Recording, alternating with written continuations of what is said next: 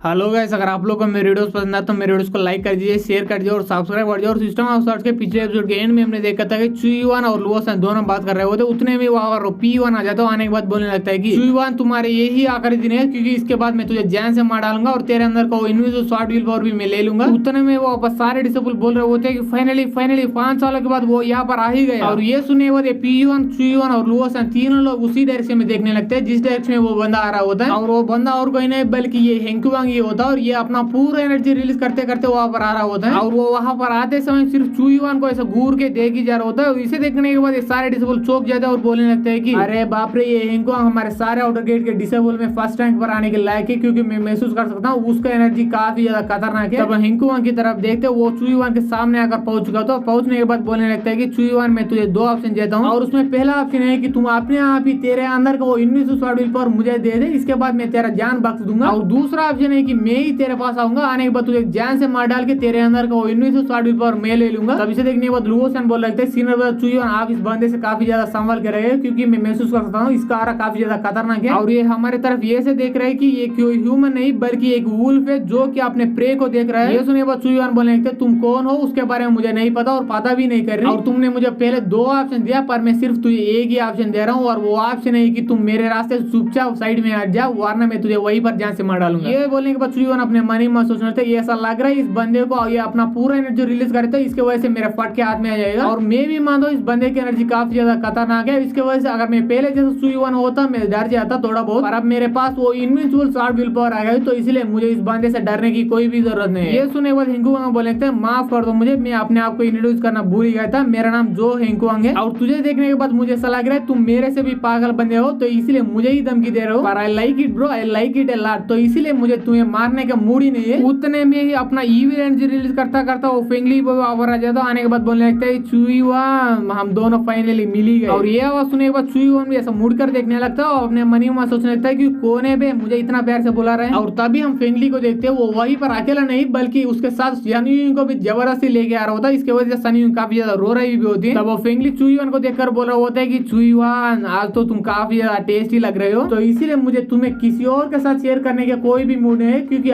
तुम अकेला मेरे ही हो और मैं ही तू एक आ जाऊंगा, इसके साथ तेरे अंदर का वो इनविजिबल स्वॉर्ड विल पावर। ये बोलता बोलता वो सनयुइंग के साथ गंदे गंदे हरकत कर रहा होता है। इसे देखने के बाद सनयुइंग चिल्ला रहा होता है सीनियर ब्रदर फेंगली, मुझे प्लीज छोड़ दीजिए। ये सुनने के बाद वो फेंगली को काफी ज्यादा गुस्सा देते, इसके वजह से उसको काफी दूर से फेंकते वो बोल रहा है कि तुम चिनाल की बच्ची, तेरे अंदर का कोई शर्म नाम का चीज ही है क्या, क्योंकि तुम पहले चुईवान को छोड़ने के लिए बोल रहे थे, अब तुम मुझे छोड़ने के लिए बोल रहे हो। उसे देखने के बाद चुईवान अपने मन ही मन सोचने था अरे बाप रे, मुझे बिल्कुल भी नहीं लगा था कि वो फेंगली मुझे हराने के लिए ऐसा जानवर जैसा बन जाएगा। क्या ये सारे चीज वो home side will power cultivate करने की वजह से हो रहा है क्या इसके साथ। इसके बाद वो सनयुइंग को देखकर अपने मन ही मन सोचने लगता है नॉर्मली मुझे सनयुइंग को देखकर काफी ज्यादा तरस आना चाहिए, पर मुझे उसके ऊपर इतना सा भी तरस नहीं आ रहा, क्योंकि वो उसकी खुद की डिसीजन थी। तभी हम बाकी डिसेबल की तरफ देखते वो पूरी तरह से चौंक रहे होते, चिल्ला रहे होते क्या क्या मैं सपना तो नहीं देख रहा हूँ, या क्या सच में वो यहाँ पर आ रहे हैं। और वो किसी और के बारे में नहीं बल्कि लुओइन के बारे में बात कर रहा हूँ। उसे देखने के बाद काफी सारे डिसेबल बोल रहा था क्या क्या क्या सच में हमारे जुआन यहाँ से नंबर 1 ब्यूटी और नंबर 1 डिसेबल यहाँ पर हमारे बीचों बीच आ गए। आय हाय मेरा जन्म तो धन्य धन्य हो गया। उसे देखने के बाद ये चारों लोग यानी चुईवान, लुओसन और हेंकुवांग और P1 वो चारों लोग उसे देखने लगते हैं। और इसके बाद भी वो सारे डिसेबल और भी बात कर रहे होते कि पर वो यहाँ पर आ गए तो किसके लिए आ गए होगी। और ये सुनने के बाद एक और डिसेबल बोलने लगता है मुझे पूरा यकीन है कि हम जैसे नल्ले बंदे के लिए वो यहाँ पर नहीं आ चुकी होगी, बल्कि जुआन यहाँ से आउटर डिसेबल में टॉप 5 मेंबर्स के लिए यहाँ पर आ चुकी होगी। ये सुनने बाद वहीं पर एक और डिसेबल बोलने लगता है कि मुझे ऐसा लग रहा है वो यहाँ पर या तो P1 के लिए या तो लुओसन के लिए या तो जो हेंकुवांग के लिए आ चुकी होगी। और तभी वो P1 के पीछे वाला बंदा बोल रहा था ये सारे लोग इतना क्यों सोच रहे हैं इसके बारे में मुझे समझ ही नहीं आ रहा है, क्योंकि यहाँ पर एक ही बंदा जो कि वो लुओइन की परफेक्ट मैच है और वो कोई और नहीं बल्कि हमारा सीनियर ब्रदर P1 ही है, क्योंकि वही हमारे आउटर गेट के डिसेबल में सबसे हैंडसम बंदा है। तो इसलिए मुझे पूरा यकीन है कि वो लुओइन यहाँ पर सीनियर ब्रदर P1 को गुड लक बोलने के लिए आ चुकी होगी। ये सुने बाद P1 बोलने लगता है नहीं मैं इतना भी कुछ खास नहीं हूँ, और मैं एक बात तो लिख के बोल सकता हूँ, और वो बात ये है कि उस जैसे नंबर 1 ब्यूटी इस जैसे नल्ले चुईवान के लिए यहाँ पर बिल्कुल भी नहीं आ चुकी होगी, क्योंकि उसका नाम वो टॉप 5 रैंकिंग में भी नहीं है। इसका मतलब वो चुईवान नल्ला बंदा है। ये बोलते बोलते वो P1 उस लुओइन के सामने जाता है, जाने के बाद बोलने लगता है कि हाय मेरा नाम P1 है और मैं आउटर गेट के डिसेबल में 2nd रैंक पर आता हूँ, तो इसीलिए आपसे मिलकर मुझे काफी ज्यादा खुशी हुई। पर हमारा लुओइन उसको और उसके सारे बातों को पूरी तरह से इग्नोर करके वहां से चला जाती है सामने की तरफ। और इसे देखने के बाद P1 का पूरा दुनिया हिल जाता है। इसके वजह से वो अपने मन ही मन सोचने था अरे बाप रे यहाँ पर क्या हो रहा है, क्योंकि मुझे ये लगा था कि ये लुओइन मुझसे मिलने के लिए यहाँ पर आ गए, पर मैं पूरी तरह से गलत था। पर अगर वो मुझसे मिलने के लिए नहीं आए तो किससे मिलने के लिए आए, क्योंकि मेरे पीछे कोई भी बंदा नहीं है वो चुईवान के अलावा। ये सोचता ये लुओन कैसे देख ही जा रहा होता, तभी उसका सेकी सच होता है और वो लुओन सीधा चुईवान की बात जाती है। और लुओन को देखने के बाद चुईवान मुस्कुराते हुए बोल रहा होता है कि तो तू फाइनली यहाँ पर आ ही गए हो। और ये बात सुनने के बाद लुओन भी इसका जवाब देते हुए बोल रहे होते हैं कि हाँ मैं फाइनली यहाँ पर आ ही गए। और इसे देखने के बाद वो सारे डिसोल पूरी तरह हिल जाते हैं। इसकी वजह से वो बोलने लगता है क्या क्या हमारे गार्ड है चुईवान के लिए यहाँ पर आ गए हैं। अगर ऐसी बात तो मैं वो चुईवान को बिल्कुल भी माफी नहीं करूंगा, क्योंकि उसकी हिम्मत भी कैसे हुई हमारे गार्ड्स को अपने बनाने की। मैं पहले उस चुईवान को चैलेंज ही नहीं करने वाला था, पर अब मुझे काफी ज्यादा गुस्सा रहा है, तो इसलिए मैं उस चुईवान को जरूर चैलेंज करूंगा। इसके बाद उस गार्ड्स को अपना बना लूंगा मैं। और ये सुनने के बाद वो सारे डिसोल चिल्लाने लगता है हाँ हम भी चैलेंज करेंगे उस चुईवान को और गार्ड्स को अपना बना लेंगे। और ये सारे बात सुनने के बाद चुईवान लुओइन से बोल रहा होता है कि मुझे क्यों ऐसा लग रहा है तुम जानबूझ के यहाँ पर आए हो मेरे मुश्किलें बढ़ाने के लिए, क्योंकि इससे पहले मुझे चैलेंज करने के लिए सिर्फ 50% डिसेबल रेडी थे, पर अब इसके बाद 100% डिसेबल मेरे ही चैलेंज करने के लिए पीछे पड़ेंगे। ये सुनने के बाद लुओइन बोलने लगता है क्या क्या तुम्हारा मतलब ही क्या है, क्या तुम सच में ऐसा सोचते हो मैं यहाँ पर आकर तुम्हारे लिए मुश्किल बढ़ा रहा हूँ, अगर ऐसी बात तो मैं यहाँ से चली जाता हूँ, इसके वजह से तेरा मुश्किलें भी कम हो जाएंगी। ये बोल के लुओइन वहां से जाने लगती है। और ये देखने तुरंत बाद चुईवान उसके पास आ जाता है और उसका हाथ को पकड़ लेता हूँ। ये देखने तुरंत बाद ये सारे लोग पूरी तरह से हिल जाते हैं और वो पी1 की तो फट के 64 हो चुकी होती है। और तब हम इन दोनों की तरफ देखते हैं, ऐसा हाथ पकड़ने की वजह से ये शर्माते शर्माते बोल रहे होते तुम बेशर्म कहीं क्या मेरे हाथ छोड़ो, क्या तुम देख नहीं सकते हो यहाँ पर काफी सारे लोग हैं। सुने बाद चुईवान बोले ना मैं तुम्हारा हाथ बिल्कुल भी छोड़ने नहीं वाला, अगर वो सारे लोगों को देखना है तो देखने दो, क्योंकि वो सारे लोग पहले ही मुझ पर काफी ज्यादा गुस्से है और थोड़ा गुस्सा हो तो